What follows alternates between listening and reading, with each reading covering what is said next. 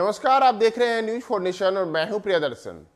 बिहार की सियासत में अगर हम वर्ष 1990 के बाद से कहें तो जिसका सिक्का चलता है उनका नाम है लालू प्रसाद यादव।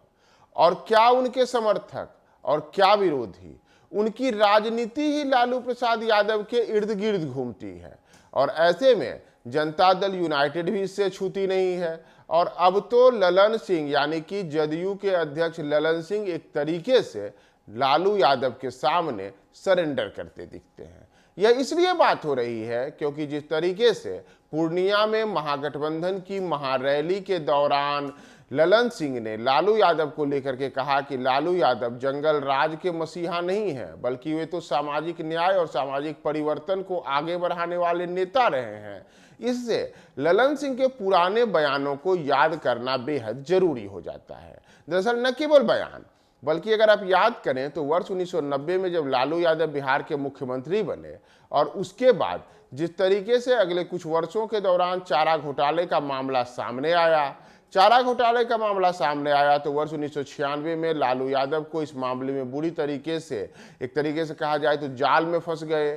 तो इसके सूत्रधार जो माने गए उनका नाम रहा ललन सिंह।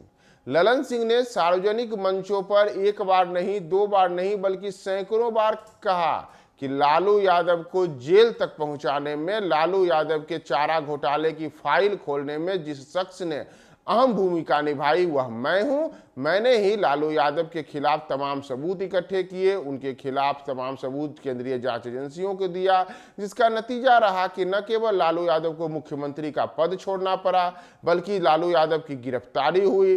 उन्हें अगले कई वर्षों तक बिहार में और केंद्रीय राजनीति में चारा घोटाले के कारण अलग अलग तरीके के आरोप झेलने पड़े और अंततः न्यायालय ने लालू यादव को जेल की सजा भी सुनाई। और इन सब के बीच एक तरीके से कहा जाए तो लालू यादव राजनीति में किनारे पर चले गए। लेकिन समय बदला। समय बदलने के बाद जिस लालू यादव के खिलाफ कभी ललन सिंह लगातार हुंकार भरते थे, वही लालू यादव के साथ अब जदयू की बिहार में सरकार है।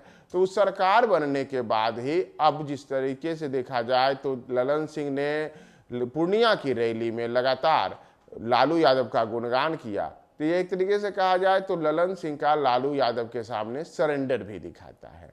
सरेंडर इसलिए क्योंकि जब ललन सिंह एक दौर में लालू यादव को जंगल राज का मसीहा बताते थे, उन्हें चारा घोटाले का जनक बताते थे, उन्हें भ्रष्टाचार का नायक कहते थे, वही ललन सिंह कि अब अपने बयानों से बदल गए हैं। उनके अगर हम कई पुराने वीडियोज को हम देखें तो उन बयानों में साफ तौर पर उन्होंने सार्वजनिक मंचों से लालू यादव को लेकर के कई बातें कही।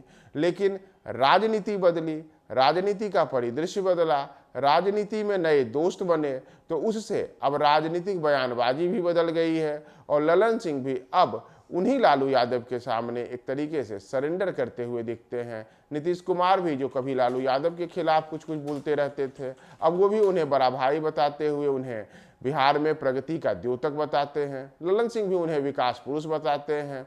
ये तमाम चीज़ें दिखाती हैं कि कैसे बिहार की राजनीति में लालू यादव का सिक्का पिछले करीब 3.5 दशकों से लगातार चल रहा है।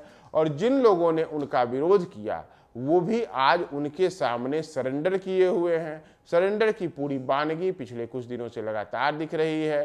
पिछले साल जब अगस्त 2022 में बिहार में महागठबंधन की सरकार बनी, उसके बाद से जो सुर नीतीश कुमार के और ललन सिंह के बदले हैं वह पूर्णिया की महारैली में भी देखने को मिला। तो लालू यादव का सिक्का अब नीतीश और ललन दोनों मानते हैं। एक तरीके से कहा जाए तो दोनों ने उनके सामने सरेंडर कर दिया है।